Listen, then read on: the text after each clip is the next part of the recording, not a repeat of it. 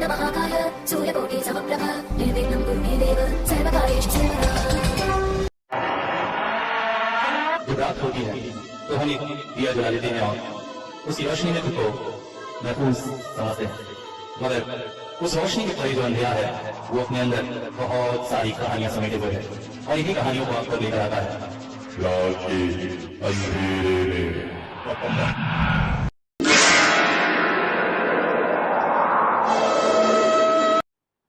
दादाजी, आप क्या पेड़ से डरते हैं? पेड़ से क्यों डरने जाऊंगा बेटा।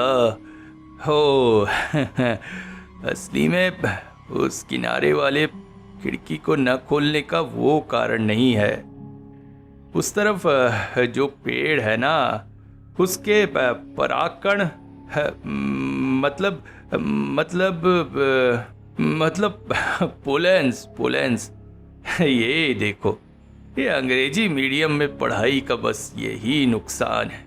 हिंदी की बातें कोई समझ ही नहीं पाता है और आजकल तो सब माता पिता को अंग्रेजी मीडियम में पढ़ाने का शौक है। खैर, तो मुझे एलर्जी है ना, तो उस पोलेंस के कारण सांस की तकलीफ और बढ़ जाती है, बस इसी वजह से और क्या।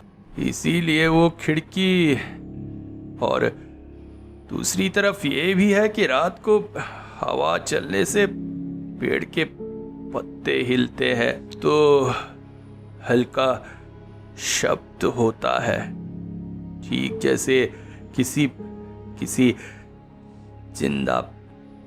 जिंदा जीव की सांसें हो। क्या कह रहे हो दादाजी? जिंदा है? मगर पेड़ों में तो जान होती है। हाँ, ग्रेट साइंटिस्ट जेसी बसु ने भी तो ये प्रमाणित किया है। हाँ हाँ, ठीक देखो तो आजकल के कितने छोटे छोटे बच्चे कितनी बड़ी बड़ी बातें पढ़ लेते हैं। हमारे समय में स्कूलों में इतना कुछ नहीं पढ़ाया जाता था। तुम तो अभी सिर्फ कक्षा 5 में हो ना।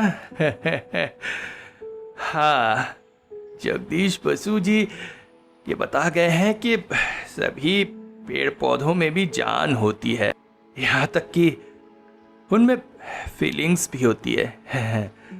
ये तो हम दोनों ही जानते थे, मैं और राजन। मगर ये फीलिंग्स ऐसी हो सकती है। राजन कौन दादाजी? हैं? वो तुम जानोगे कैसे? ये तो बहुत साल पहले की बात है। तब मैं ऐसा रिटायर्ड बूढ़ा थोड़ी था। डॉक्टरी पास करने के बाद रतनपुर गांव के हेल्थ सेंटर में ज्वाइन किया था। तब मेरी उम्र 25-26 साल रही होगी। तब शादी भी नहीं हुई थी। राजन मेरा हम उम्र ही था, वो भी अविवाहित था। हम दोनों एक ही घर किराया लेकर रहते थे। अरे रुक क्यों गए दादाजी? बताइए ना, बड़ी इंटरेस्टिंग स्टोरी लग रही है। और उसके बाद जब तुम्हारे पिताजी ऑफिस से लौटे तो तुम्हारी माँ शिकायत करे कि दादा पोता बस कहानी खेलते हैं और पढ़ाई लिखाई नहीं हुई। फिर क्या होगा? नहीं, आज का होमवर्क फिनिश हो गया है, मैं बिल्कुल फ्री हूँ। हाँ, क्या कहते हो? तब तो बड़ी अच्छी बात है। फिर आओ बैठो, मैं तुम्हें बताता हूँ।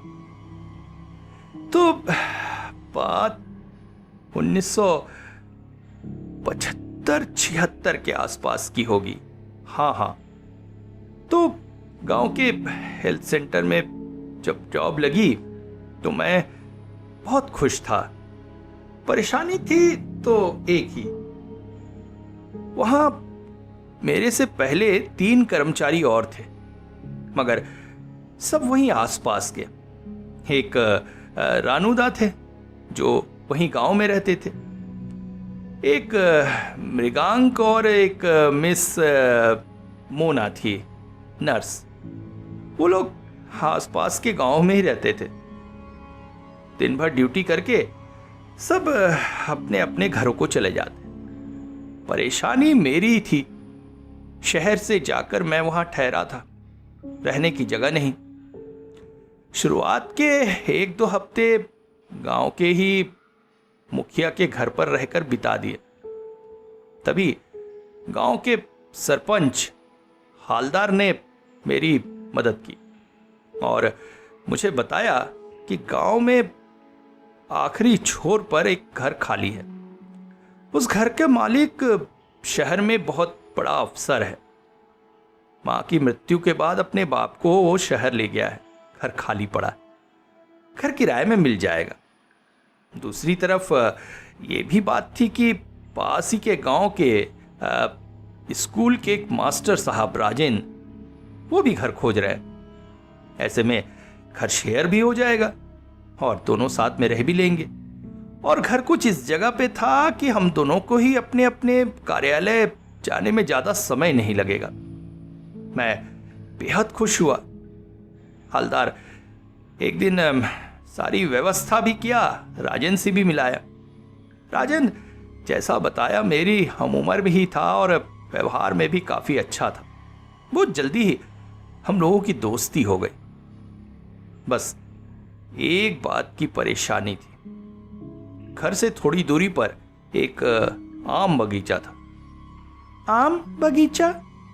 What is that? अरे क्या कहेंगे उसे? हाँ, ऑर्चिड ऑफ मैंगो। मगर ऑर्चिड जितना बड़ा नहीं था। छोटा सा 20-25 पेड़ों का झुंड होगा। पर हालदार ने उधर देखते हुए चेहरा गंभीर करके कहा था, बाबू लोगों से बस एक निवेदन है, उस आम बगीचे की तरफ मत जाइएगा। वहां किसी भी गांव का कोई भी व्यक्ति नहीं जाता है। मगर क्यों? राजन ने पूछा। असली में वो जगह बहुत बदनाम सी है। अंग्रेज साहब लोगों का जब यहाँ राज था तो कहते हैं वहां पर बहुत से लोगों को सजा के रूप में फांसी दी गई थी। और तब से उस आम बगीचे में मरे हुए लोगों की आत्मा भटकती है। गांव वाले ऐसा ही मानते हैं। अब आप इसे गांव वालों का अंधविश्वास कह लीजिए या कुछ भी, पर आप लोगों से निवेदन है कि उधर मत जाइएगा। गांव के बच्चे भी वहां खेलने कूदने तक नहीं जाते हैं और रात के समय तो उस तरफ देखिएगा भी नहीं।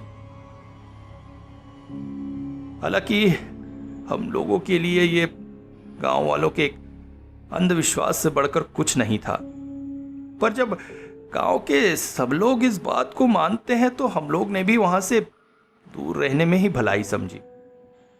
वैसे भी हम दोनों ही 2 बजे 3 बजे करीब काम पर से लौटते थे। हाँ, हालदार ने ही मीनू मौक्सी की व्यवस्था कर दी थी जो हमारे घर का काम कर देती थी। सुबह आकर खाना पका जाती और शाम का खाना भी पका जाती थी। यहाँ पर पानी के लिए कुआं था, कुएं के पास ही बाथरूम।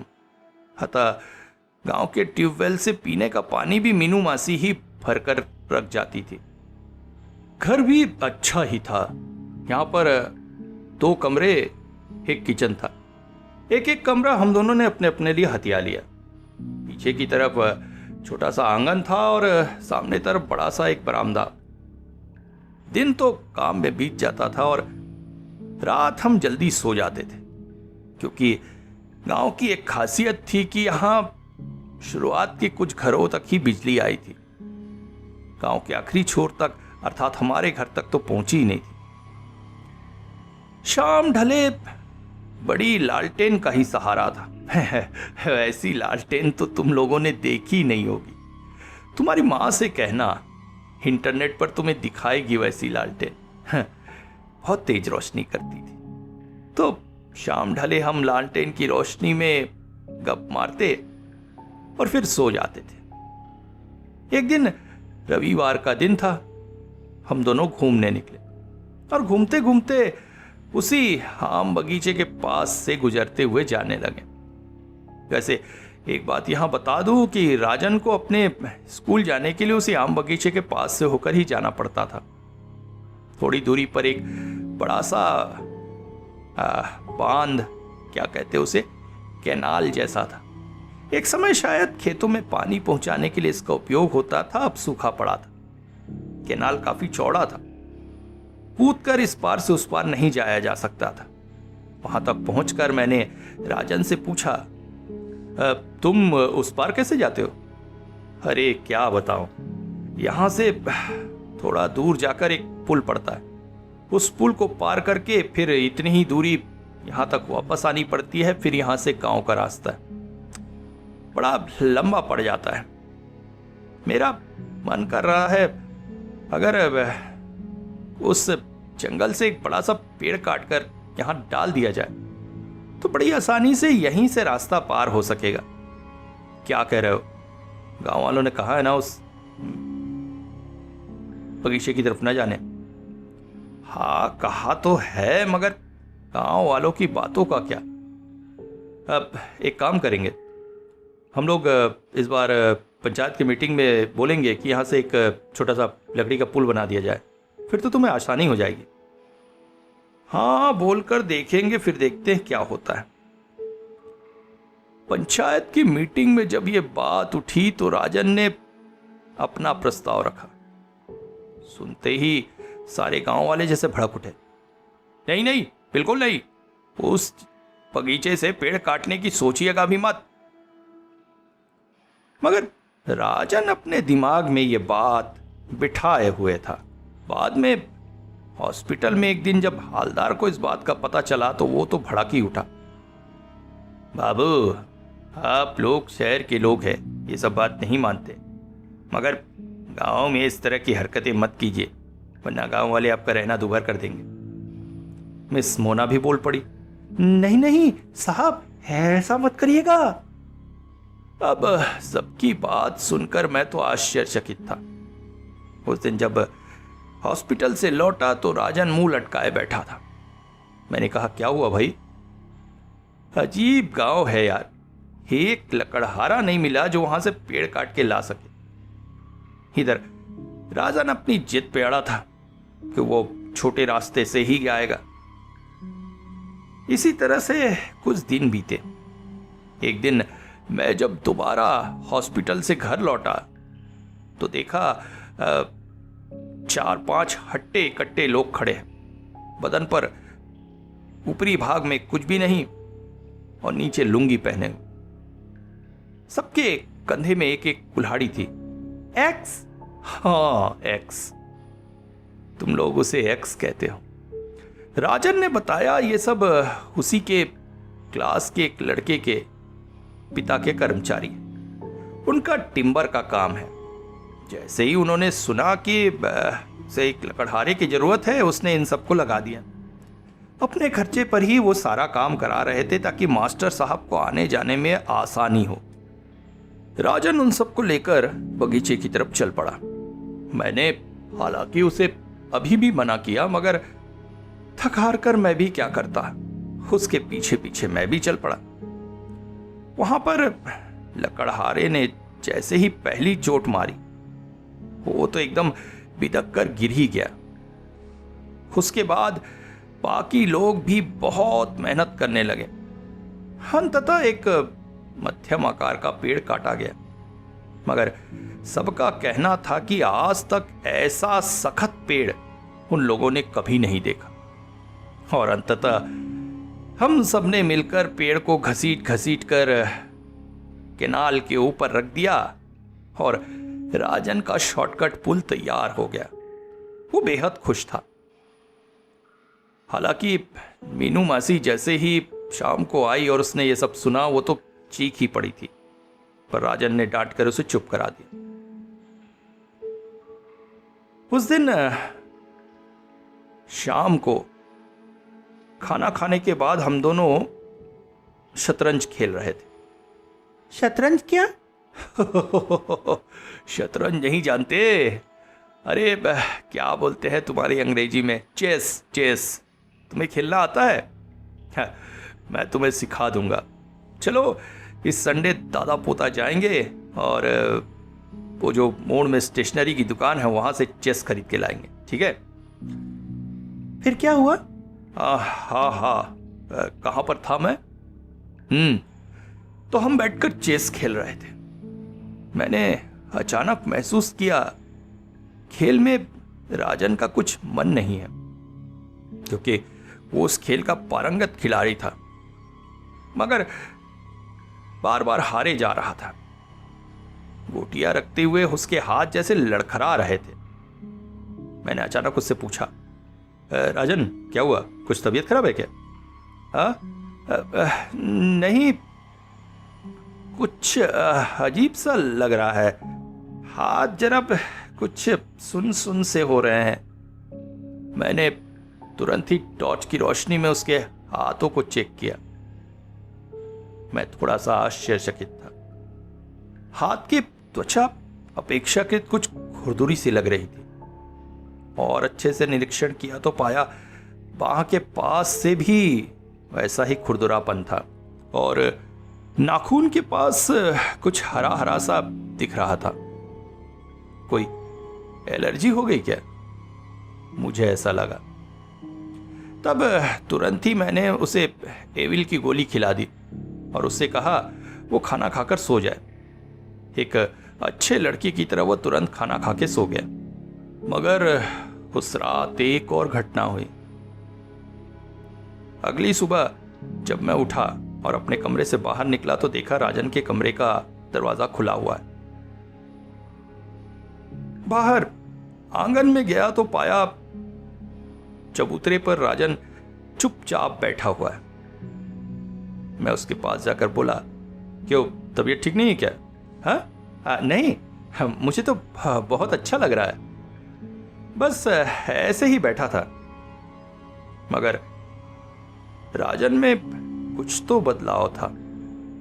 रोज सुबह वो जल्दी उठ जाता था, उसके बाद घंटे भर व्यायाम करता, फिर एक गिलास नींबू पानी पीता, मगर आज उसने कुछ भी नहीं किया, चुपचाप सा बैठा रहा। मीनू मासी नाश्ता बनाने आई तो उसने नाश्ता न करने की बात कही। नहीं, ये नहीं खाऊंगा। मैंने दिन की रोशनी में उसके हाथों का निरीक्षण किया। पाया हाथों की चमड़े काले से पड़ गए हैं और उंगलियों में, विशेषकर नाखून के आसपास, एक हरी सी आभा दिखाई दे रही। समझ में आ रहा था एलर्जी जिस भी चीज से हुई है बड़ी भयानक है और बढ़ती ही जा रही है।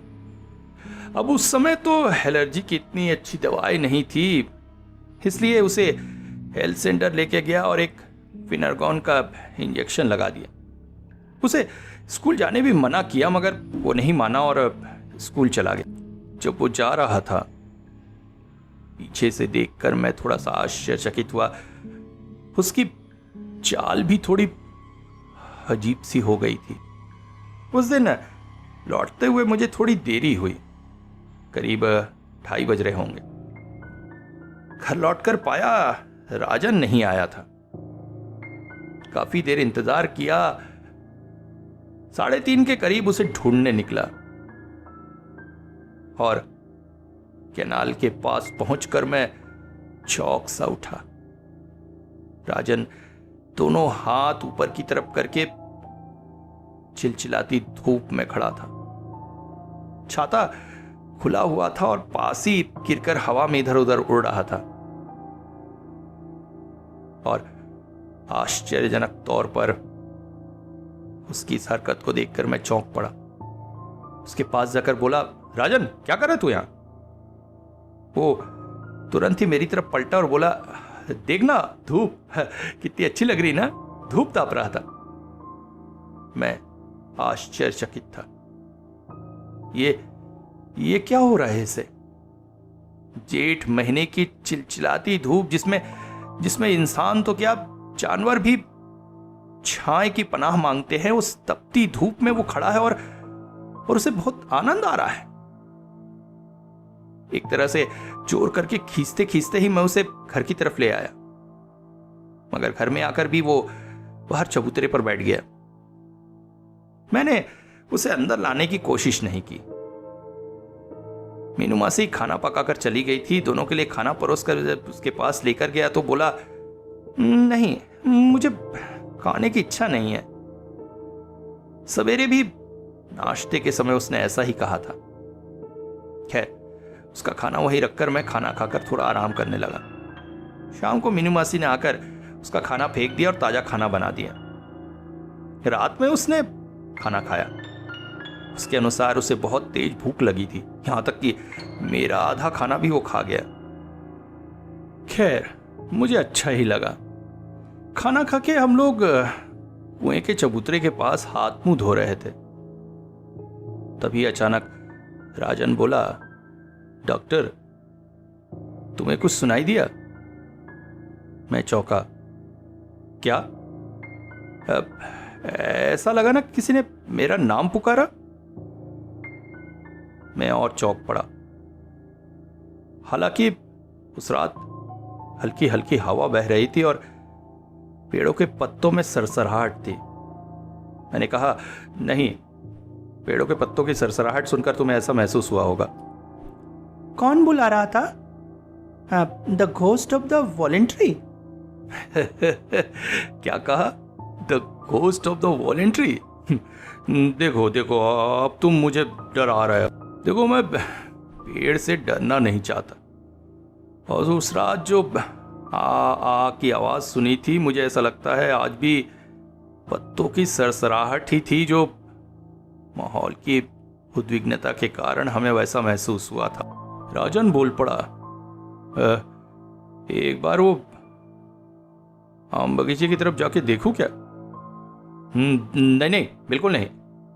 मैं उसे एक तरह से चोर करके ही घर में ले आया और उसके कमरे में ले जाकर एक सेडेटिव भी खिला दिया। हाँ, सेडेटिव, नींद की दवा। अगली सुबह वो फिर से बरामदे में बैठा रहा, कुछ खाना पीना नहीं चाह रहा था। हाथों का रंग पहले से भी थोड़ा काला बढ़ गया था और कहीं से फटा फटा सा भी दिख रहा था। नाखून और उंगलियां दोनों ही अब हल्के हरे रंग की हो गई थी। क्या बीमारी है ये? क्या सिर्फ एलर्जी या फिर कोई इन्फेक्शन भी? समझ में नहीं आ रहा था। मन में ठीक किया, हॉस्पिटल से कैलामाइन लोशन लगाकर देखूंगा और उसके साथ कोई स्ट्रॉन्ग एंटी एलर्जिक दवा भी। और इस हाल में उसे स्कूल जाने देना उचित नहीं होगा। इसलिए मीनू मासी के जैसे ही काम खत्म हुआ तो मैंने उससे कहा, राजन के स्कूल चली जाए और वहाँ के हेडमास्टर साहब को बता दे कि उसकी तबीयत खराब है, वो नहीं आएगा। मीनू मासी सर हिलाकर चली गई। फिर मैं भी हॉस्पिटल के लिए निकलने लगा। जाने से पहले राजन को कहकर गया कि वो घर से बाहर ना निकले। उस दिन अस्पताल में काम में मन नहीं लग रहा था। जल्दी काम खत्म करके लोशन वगैरह लेके घर लौटा। घर के आंगन में पहुंचते ही चौंक सा उठा। राजन आंगन में खड़ा था। उसे देखते ही मैं चीख सा पड़ा, तुम यहां क्यों खड़े हो? तुम्हें बाहर आने मना किया था ना? अजीब से कांपते गले से वो बोला, यहीं पर अच्छा लग रहा है। उसके चेहरे में एक अजीब से भाव थे। अंदर चलो, उसे डांटते हुए मैं बोला। मेरी डांट सुनकर वो अंदर जाने की कोशिश किया, मगर तभी बोला, मेरे पैर अटक गए हैं। मैंने जमीन की तरफ देखा तो मैं चौंक पड़ा। सच में उसके पैर जमीन में अंदर घुसे हुए थे। फिर दिमाग में बात आई कि बहुत देर जमीन में खड़े होने की वजह से ऐसा हुआ होगा, पैर धंस गए होंगे। मैंने उसके पैर घुटने से पकड़कर खींचे तो पैर जमीन से बाहर आ गए, मगर डरते हुए मैंने देखा उसके पैर के तलुओं में बहुत सारे बाल जैसी संरचनाएं बन गई थी, जिसमें तब भी मिट्टी लगी थी। अब मेरी समझ में आ रहा था राजन की बीमारी मेरी समझ से बाहर है। उसे कमरे में भेजकर मैं सोचने बैठ गया आगे मुझे क्या करना चाहिए। अंत में एक ही निर्णय पर पहुंचा कि कल सुबह अस्पताल से छुट्टी लेकर उसे शहर के बड़े अस्पताल ले जाना होगा। वहां पर मेरी पहचान के एक स्किन स्पेशलिस्ट हैं। उन्हें दिखाने के बाद अगर जरूरत पड़ी तो साइकाइट्रिस्ट को भी दिखाना होगा, और उसके लिए फिर मुझे बहुत सवेरे निकलना पड़ेगा, और उसके लिए चाहिए होगा एक ऑटो रिक्शा जिसकी व्यवस्था मीनू मौसी को बोलकर करवानी पड़ेगी। मगर अंततः ऐसा कुछ भी करने का मौका नहीं मिला मुझे। उस दिन शाम से ही आंधी तूफान और रात होते होते घनघोर बारिश में बदल गई। दूर गांव के कुछ घरों में जो लाइटें थी वो भी अचानक बुझ गई। समझ में आया पेड़ गिरने से जरूर कहीं तार टूट गया होगा। घनघोर बारिश और हवा की गूंज चारों तरफ थी। ऊपर से टीने की छत के इस मकान में ऐसा लग रहा था जैसे छत ही न उड़ जाए।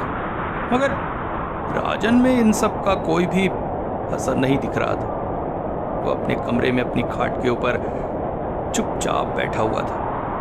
दूसरी तरफ पानी और हवा के जोर से दोनों घरों की लालटेनें लिप गई थी। मेरे पास एक बड़ी टॉर्च थी। उसी की रोशनी में मैं राजन के कमरे से बाहर आया और बाहर से दरवाजा साकल लगा दिया। उसने मेरा विरोध नहीं किया। फिर अपने कमरे में आकर खाट पर बैठ गया और कांपते मन से इस दुर्योग के बीतने की प्रतीक्षा करने लगा। खाने पीने की बात तो मन में भी नहीं आ रही थी। प्रकृति का ऐसा तांडव देखकर मन सच में बहुत भयभीत हो रहा था। और उसी तांडव के बीच फिर से शुरू हुआ राजन का वही पागलपन। रात तब 10 बज रहे होंगे। टॉर्च की रोशनी में मैंने घड़ी देखी थी। अचानक कानों में आवाज पड़ने लगी, दरवाजा खटखटाने की, और उसके साथ साथ राजन की आवाज, डॉक्टर डॉक्टर डॉक्टर दरवाजा खोल दो डॉक्टर डॉक्टर, वो लोग मुझे बुला रहे हैं, मैं जाऊंगा डॉक्टर डॉक्टर डॉक्टर, वो मुझे बुला रहे हैं। यहां बोलने में मैं नहीं घबराऊंगा कि थोड़ा सा भयभीत हुआ था मैं। दूसरा समय होता तो हलदर और दूसरे गांव वालों को बुलाकर उसे रोकने का प्रयास करता, मगर उस दुर्योग में किसे बुलाता और कौन आता। सोचा कुछ देर ऐसा करने के बाद थककर वो खुद ही निढाल हो जाएगा। मगर लगातार वही ठकठकाने की आवाज चलती रही और उसके साथ साथ उसकी आवाज, डॉक्टर डॉक्टर मैं जाऊंगा, डॉक्टर डॉक्टर मैं जाऊंगा डॉक्टर डॉक्टर मुझे जाना है, वो बुला रहे हैं डॉक्टर डॉक्टर मैं जाऊंगा, दरवाजा खोल दो डॉक्टर डॉक्टर खोल दो ना डॉक्टर डॉक्टर मैं जाऊंगा डॉक्टर। ऐसी हालत में नींद आना तो संभव ही नहीं था। मगर इंसान का स्नायु तंत्र जो है ना, ये बड़ा अजीब होता है। जब एक साथ डर और उत्कंठा लंबे समय तक चलते रहे ना, तो वो थक जाता है। रात तब 12 बज रहे होंगे। अभी आंधी बारिश थमी नहीं थी, मगर उतनी जोर की भी नहीं थी। न जाने कब आंख लग गई थी। किसी चीज के टूट के गिरने की आवाज से आंख खुली। अचानक नींद से जागने की वजह से अंधेरे में टॉर्च खोजने में थोड़ा समय लग गया। फिर अपने कमरे से बाहर आकर देखा, राजन के कमरे का दरवाजा चकनाचूर होकर पड़ा हुआ है। राजन का कमरा सूना था। वो कहाँ गया है मुझे पता था, और उसी विश्वास के साथ मैंने उस बागीचे की तरफ टॉर्च की रोशनी मारी। तेज बारिश की बूंदों के बीच धुंधले टॉर्च की रोशनी में स्पष्ट देखा या नहीं समझ में नहीं आया, मगर ऐसा लगा जैसे एक इंसानी आकृति घिसटती घिसटती उधर चली जा रही। उसके बाद? जानना चाह रहे हो मैं उसके पीछे गया था कि नहीं? आज मुझे कहने में कोई भी शर्म नहीं है कि मेरी हिम्मत नहीं हुई। उस समय मैं सीधा हलदर के घर की तरफ दौड़ पड़ा और उसके दरवाजे पर चक्कर खाकर गिर गया और दरवाजा ठोकते हुए चीखने लगा, हलदर हलदर हलदर, दरवाजा खोलो हलदर, दरवाजा खोलो। दरवाजा खोलकर जब बाहर आया और मेरी बात सुना तो उसने जल्दी से आस पास के घरों के लोगों को इकट्ठा किया। फिर हाथों में टॉर्च और लालटेन लेकर सभी बागीचे की ओर चल पड़े। शोर सुनकर आसपास के गांव से भी बहुत से लोग इकट्ठे हो गए और सब बागीचे में जाकर खोजने लगे, मगर आश्चर्यजनक तौर पर एक जीता जागता इंसान गायब सा हो गया। यह बोलना चाहूंगा सिर्फ उसी रात को नहीं, 2 दिन तक पुलिस गांव के लोगों को लेकर बागीचे का कोना कोना छानते रहे। फिर राजन के परिवार वाले भी शहर से आ गए और उन्होंने भी खोजा, मगर उसका कहीं पता ना चला। उसकी लाश तक नहीं मिली। हालांकि मैं पहली बार के बाद फिर उसे खोजने नहीं गया, क्योंकि उस रात हुसाम के बगीचे में मैंने एक चीज देखी थी जिसे मैं दूसरे लोगों से नहीं कह पाया, अभी तो हलदर से कहा था और हलदर ने भी देखा था, पर वो भी लोगों को क्या कहता, इसलिए वो चुप रहा। मैंने भी चुप रहने में ही भलाई समझी। क्या दादाजी? क्या? नहीं, बोलने में डर नहीं रहा हूं। असली में बहुत साल पहले की बात हो गई है ना, इसलिए याददाश्त कुछ कमजोर सी हो रही, सोचना पड़ रहा। उस कटे हुए आम पेड़ के जड़ के पास हमने देखा था एक और आम का पेड़, लंबाई में काफी कम, एक सामान्य इंसान की लंबाई के बराबर। तने के 2 तरफ से सिर्फ 2 डंगालियां निकली हुई थी और जहां तक मुझे याद है, उस कटे हुए पेड़ की जड़ के पास उस रात से पहले मैंने और कोई पेड़ नहीं देखा था। इसका मतलब क्या हुआ? इसका मतलब तो मैं भी नहीं समझ पाया, इसलिए तब से नहीं, पेड़ को डरने लगा हूं नहीं, मगर थोड़ी सतर्कता जरूरी है ना, इसलिए वो खिड़की बंद ही रखता हूं। और वैसे भी मैं और कितने दिन जीऊंगा, उसके बाद तो ये पूरा घर तुम्हारा ही होगा। तब खोल देना खिड़की, तब तक असली में वो पेड़ खिड़की के बहुत करीब है ना।